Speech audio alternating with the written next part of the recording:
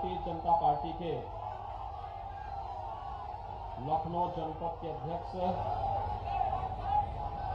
श्री कृष्ण लोधी जी,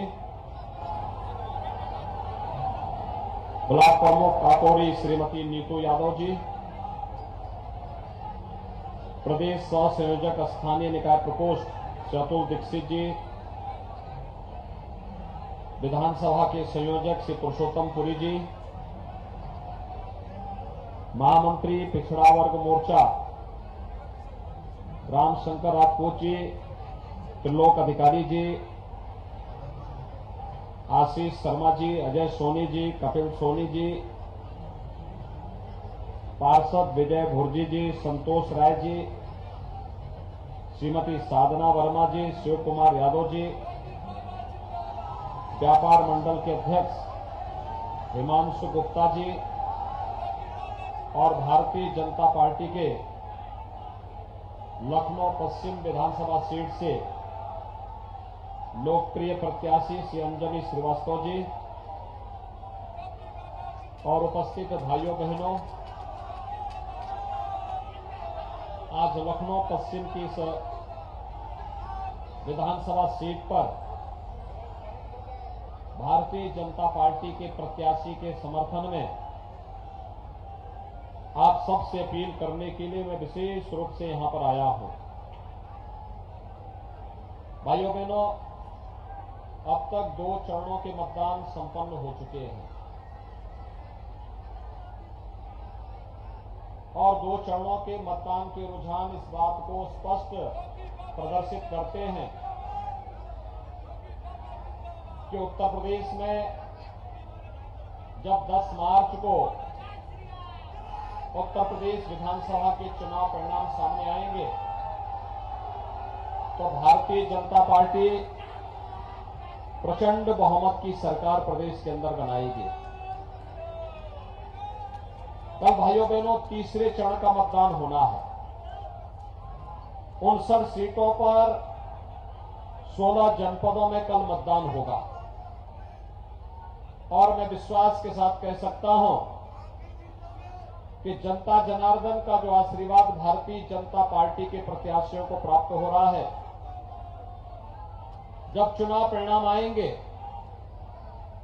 तो 5 वर्ष में भारतीय जनता पार्टी की डबल इंजन की सरकार ने प्रदेश के अंदर सुरक्षा का, प्रदेश के अंदर जिस प्रकार का माहौल दिया है उसको ध्यान में रखते हुए उत्तर प्रदेश की जनता जनार्दन का आशीर्वाद भारतीय जनता पार्टी को प्राप्त होगा। अब इसमें कोई संदेह नहीं और इसलिए लखनऊ पश्चिम में भी अंजनी श्रीवास्तव भारतीय जनता पार्टी के प्रत्याशी के रूप में आपके बीच में हैं, जमीन से जुड़े हुए कार्यकर्ता हैं और इसके लिए आप सबसे अपील करने के लिए विशेष रूप से मैं आपके बीच आया हूं। भाइयों बहनों, 2017 के पहले उत्तर प्रदेश के अंदर क्या स्थिति थी, ये किसी से छुपी हुई नहीं है। उत्तर प्रदेश में हर तीसरे दिन एक दंगा होता था। उत्तर प्रदेश में अराजकता थी, व्यापारी पलायन कर रहा था, नौजवान के रोजगार को छीना जा रहा था, बेटियां स्कूल नहीं जा पाती थी, पर्व और त्योहार शांतिपूर्ण तरीके से प्रदेश के अंदर नहीं मना सकते थे। यहां तक कि बिजली को देने में भी बिजली की भी जाति, मत और मजहब देखी जाती थी। लेकिन जब 2017 में प्रधानमंत्री मोदी जी के आह्वान पर आप सबने भारतीय जनता पार्टी को अपना आशीर्वाद दिया और प्रदेश में भारतीय जनता पार्टी की प्रचंड बहुमत की सरकार बनी, तो भाइयों बहनों 5 साल में भारतीय जनता पार्टी ने उत्तर प्रदेश को एक दंगा मुक्त, भय मुक्त, अराजकता से मुक्त एक ऐसा प्रदेश दिया जिसमें प्रदेश की 25 करोड़ जनता को सुरक्षा की पूरी गारंटी है। भाइयों बहनों, आज हम देख सकते हैं प्रदेश में आज कर्फ्यू नहीं लगता, बाजारों में बमबाजी नहीं होती है। मैं यहां पर कोनेश्वर महादेव के मंदिर के पास हूं और भाइयों बहनों बुद्धेश्वर महादेव के मंदिर के पास हूं और मैं कह सकता हूं कि 5 साल पहले जिस प्रदेश में हर तीसरे दिन दंगा होता था और महीनों महीनों तक कर्फ्यू रहता था, आज कर्फ्यू का स्थान उत्तर प्रदेश में कांवड़ यात्रा ने ले लिया है। और भाइयों बहनों अब बमबाजी नहीं होती है, हर हर बम बम का नारा लगा करके कांवड़ यात्री निकलता है। तो अपनी भक्ति में भजनों के माध्यम से उत्तर प्रदेश के अंदर एक नई शक्ति का संचार भी और शिव के गण कांवड़ यात्री पैदा करते हैं। भाइयों बहनों, ये बदले हुए प्रदेश की तस्वीर है और इसको करने में हमें सफलता इसलिए प्राप्त हुई क्योंकि सरकार की नीयत साफ थी, सोच स्पष्ट थी। भारतीय जनता पार्टी ने जो कहा वो करके दिखाया। 2017 के पहले जो प्रदेश अराजकता, दंगा, गुंडागिर्दी इन सब से त्रस्त था, आज वही प्रदेश भयमुक्त, दंगामुक्त और एक देश के अंदर कानून का राज स्थापित करने वाले राज्य के रूप में स्थापित हो चुका है। भाइयों बहनों, आज इसीलिए मैं आपके बीच आया हूं। आपने देखा होगा, कल ही आपने देखा है भाइयों बहनों, कल अहमदाबाद की एक न्यायालय ने गुजरात के अहमदाबाद में सीरियल ब्लास्ट के लिए जिम्मेदार आतंकियों को फांसी की सजा दी है। 38 आतंकवादियों को फांसी और आजीवन कारावास हुई है। इनमें से कुछ आतंकियों का संबंध उत्तर प्रदेश से भी है और उत्तर प्रदेश से जिन आतंकियों का संबंध है उसमें से आजमगढ़ के एक आतंकवादी के पिता तो बाकायदा समाजवादी पार्टी के प्रचारक के रूप में काम कर रहे हैं। ये समाजवादी पार्टी का वास्तविक चरित्र है और ये पहली बार नहीं हो रहा है।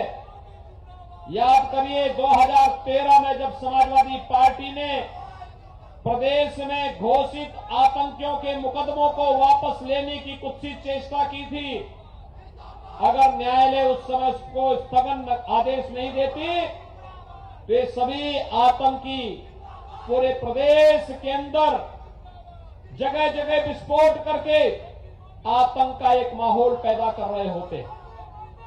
भाइयों बहनों, समाजवादी पार्टी की विकास की कोई सोच नहीं है, सुशासन उनके सपने में भी नहीं है। उनका नाम समाजवादी है, लेकिन भाइयों बहनों काम तो उनका दंगावादी है और सोच परिवारवादी है।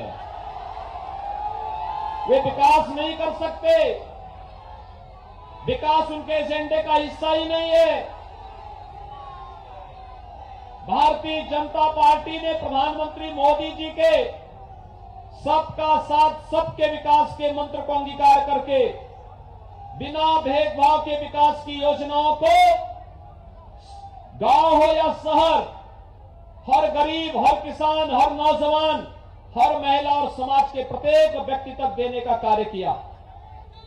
प्रदेश के अंदर प्रदेश की परंपरागत पहचान को वैश्विक स्तर पर मान्यता देने का रहा हो। याद करिए 2017 के पहले प्रदेश के अंदर एक महोत्सव होता था और होता था सिपाही महोत्सव के नाम पे।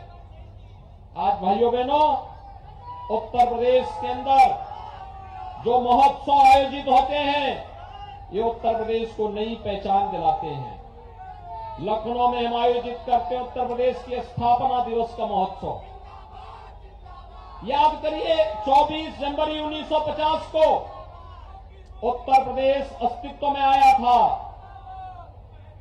1950 से लेकर के 2017 तक उत्तर प्रदेश के अंदर उत्तर प्रदेश महोत्सव के आयोजन नहीं होते थे। 2017 में जब भारतीय जनता पार्टी की डबल इंजन की सरकार बनती है, उत्तर प्रदेश में उत्तर प्रदेश महोत्सव के आयोजन प्रारंभ होते हैं और महोत्सव में हर वर्ष उत्तर प्रदेश के नागरिकों के लिए एक नई योजना लेकर के हम लोग आते हैं। याद करिए, पहले महोत्सव में हम लोगों ने प्रदेश की एक जनपद एक उत्पाद की योजना को लागू किया।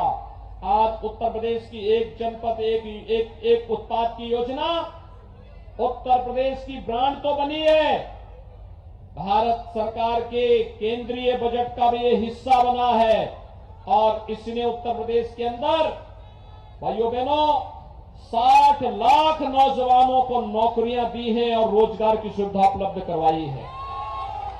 1,21,000 करोड़ रुपए का एक्सपोर्ट उत्तर प्रदेश से होता है। दूसरे वर्ष जब उत्तर प्रदेश का स्थापना दिवस का आयोजन होता है तो राज्य सरकार ने विश्वकर्मा श्रम सम्मान के नाम पर परंपरागत हस्तशिल्पी और कारीगरों को प्रोत्साहित करने, उनकी ट्रेनिंग करने, उनके स्किल डेवलपमेंट के लिए और उनके आर्थिक स्वावलंबन के लिए विश्वकर्मा श्रम सम्मान की योजना प्रारंभ की। आज इसके माध्यम से लाखों हस्तशिल्पी, लाखों कारीगर आज आर्थिक स्वावलंबन के पथ पर अग्रसर हुए हैं। भाइयों बहनों, उत्तर प्रदेश ने अपने स्थापना दिवस के अवसर पर हर वर्ष कुछ न कुछ नया किया है। और दूसरा, उत्तर प्रदेश की पहचान से जुड़े हुए आयोजन, याद करिए दीपावली के दिन अयोध्या का दीपोत्सव का कार्यक्रम वैश्विक मंच पर अयोध्या छाती है। याद करिए होली के अवसर पर मथुरा वृंदावन का रंगोत्सव का कार्यक्रम वैश्विक स्तर पर बरसाना की होली पूरी दुनिया के अंदर छाती हुई दिखाई देती है। याद करिए काशी की देव दीपावली, देवता भी कैसे दीपावली मनाते हैं, काशी की देव दीपावली इसका आदर्श उदाहरण है। और कुंभ का आयोजन कैसे होना चाहिए, प्रयागराज का भव्य और दिव्य कुंभ इसका एक उदाहरण बनता है। भाइयों बहनों, सरकार की सोच प्रदेश के विकास को उन्नति की ओर ले जाने या प्रदेश को अवनति की ओर ले जाने के कारक बनते हैं। 5 वर्ष में उत्तर प्रदेश आज देश की नंबर 2 की अर्थव्यवस्था बन गया है, जबकि 70 वर्षों में यही उत्तर प्रदेश मात्र 6ठी 7वीं अर्थव्यवस्था बनकर के रह गया था।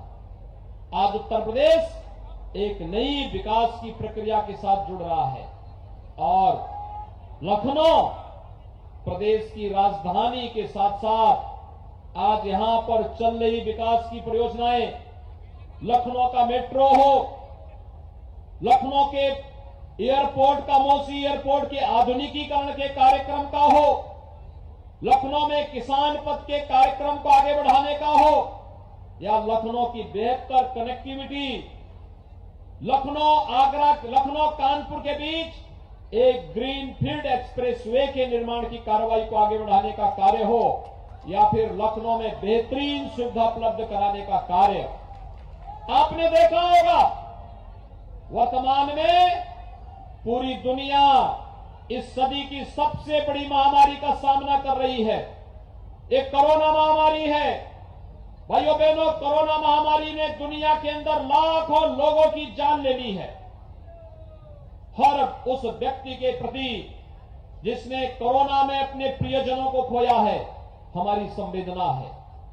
लेकिन भाइयों बहनों, भारत के कोविड प्रबंधन को जो प्रधानमंत्री मोदी जी के नेतृत्व में हुआ, यह कोविड प्रबंधन को दुनिया ने सराहा है, जिसमें जीवन को बचाने का भी योजना है और प्रत्येक व्यक्ति की जीविका को बचाने का कार्यक्रम भी। आज उत्तर प्रदेश विकास की इन प्रक्रियाओं के साथ जुड़कर के आगे बढ़ रहा है।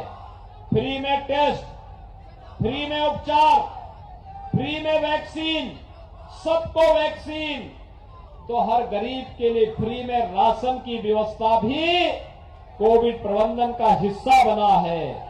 15 करोड़ गरीब वर्तमान में उत्तर प्रदेश के अंदर महीने में 2 बार डबल इंजन की सरकार के द्वारा फ्री में राशन की सुविधा प्राप्त कर रहे हैं। भाइयों बहनों, आज जो फ्री में लोगों को राशन मिल रहा है, फ्री में वैक्सीन मिल रहा है, आवास की सुविधा का लाभ मिल रहा है, विकास के बड़े बड़े प्रोजेक्ट उत्तर प्रदेश के अंदर आ रहे हैं, डिफेंस कॉरिडोर बन रहा है, आज उत्तर प्रदेश के अंदर ब्रह्मोस जैसी मिसाइल के निर्माण की कार्रवाई को भी तेजी के साथ आगे बढ़ाने का कार्य हो रहा है। यह कार्य उत्तर प्रदेश को एक नई पहचान दिलाने की प्रक्रिया का हिस्सा है। और इसीलिए भाइयों बहनों, सरकार पहले भी थी, लेकिन वह सरकार नहीं थी, वह तो सरक करके प्रदेशवासियों के लिए एक बोझा बनती जा रही थी, सुरक्षा के लिए खतरा बन रही थी, प्रदेश के अंदर दंगा करवाती थी, आतंकवादियों को प्रश्रय देती थी, पर्व और त्योहारों के नाम पर जनास्था के साथ खिलवाड़ करती थी।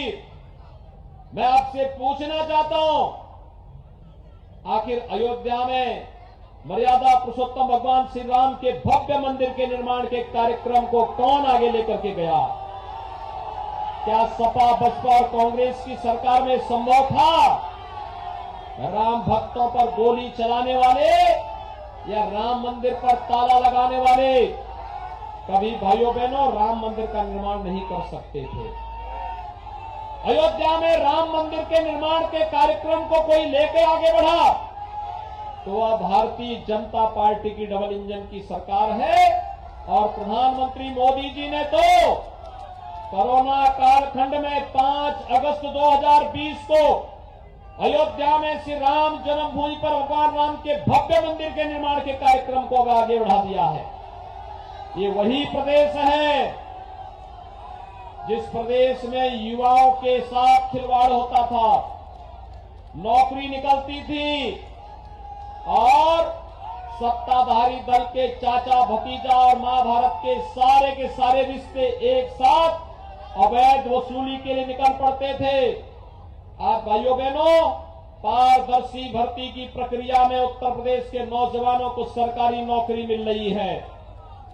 सुरक्षा के बेहतर वातावरण में प्रदेश के अंदर आज जो वातावरण नौकरी और रोजगार का उपलब्ध हुआ है, और सरकार तो वर्तमान में कोरोना कालखंड में प्रदेश के युवाओं को टैबलेट और स्मार्टफोन देने की कार्रवाई को भी आगे बढ़ाया है। आज हम सब जानते हैं उत्तर प्रदेश में 1 करोड़ युवा को टैबलेट और स्मार्टफोन उपलब्ध कराया जा रहा है। अकेले लखनऊ में 37,000 नौजवानों को टैबलेट और स्मार्टफोन मिल चुका है। लेकिन समाजवादी पार्टी ने चुनाव आयोग को शिकायत की है। उसने शिकायत की है कि टैबलेट और स्मार्टफोन युवाओं को नहीं मिलना चाहिए। हमने तय किया है 10 मार्च को बनने दीजिए भारतीय जनता पार्टी की सरकार, टैबलेट और स्मार्टफोन की संख्या 2 करोड़ होगी। 2 करोड़ उत्तर प्रदेश के 2 करोड़ नौजवानों को टैबलेट और स्मार्टफोन मिलेंगे। और भाइयों बहनों, डिजिटल एक्सेस का खर्चा मां बाप के ऊपर नहीं आएगा। ऑनलाइन एजुकेशन, ऑनलाइन एग्जामिनेशन और ऑनलाइन प्रिपरेशन के लिए भी आपको ये मोबाइल फोन, स्मार्टफोन और टैबलेट आपको जो सहयोग मिलेगा ये तो मिलेगा ही, लेकिन इसका जो खर्चा आएगा वह भी सरकार उठाएगी, वह भी मां बाप के ऊपर भार नहीं बनने पाएगा। आज लखनऊ केवल स्मार्ट सिटी नहीं बन रही है, लखनऊ का नौजवान भी और प्रदेश का युवा भी अब स्मार्ट बनने की ओर अग्रसर है। और इसीलिए भारतीय जनता पार्टी आवश्यक है। दंगाइयों की नाक में नकेल कसने के लिए और समाजवादी पार्टी के इत्र वाले मित्र के घर पर बुलडोजर चलाने के लिए भी भारतीय जनता पार्टी की सरकार आवश्यक है। प्रदेश में सुरक्षा का बेहतर माहौल हो, कानून की व्यवस्था, कानून का राज इसी प्रकार से बने रहे, विकास की प्रक्रिया इसी तीव्र गति से आगे बढ़ती रहे और हर व्यापारी को और 25 करोड़ जनता को सुरक्षा की गारंटी मिल सके, इसके लिए भारतीय जनता पार्टी आवश्यक है। और इसके लिए मैं आपके पास आया हूं कि भाइयों बहनों, 23 फरवरी को भारतीय जनता पार्टी के प्रत्याशियों के समर्थन में आप सभी जनता जनार्दन को मतदान करना है। आप सभी सहमत हैं भारतीय जनता पार्टी के प्रत्याशियों के समर्थन में मतदान करने के लिए? आप सभी जिताना चाहते हैं? सभी लोग, ये जो अंदर दुकानों के अंदर बैठे हैं, ये लोग भी बताएं, दोनों ओर, इस ओर भी, उस ओर भी, पीछे भी। भाइयों बहनों, चुनाव जीतने के लिए आवश्यक होगा पहले मतदान और फिर जलपान। सहमत हैं? सभी लोग सहमत हैं? यहां पर श्री अंजनी श्रीवास्तव को भारी बहुमत से विजयी बनाएंगे। भारी बहुमत से दोनों हाथ बढ़ा करके अपना आशीर्वाद दीजिए अंजनी श्रीवास्तव को और मेरे साथ बोलेंगे, भारत माता की, भारत माता की, भारत माता की।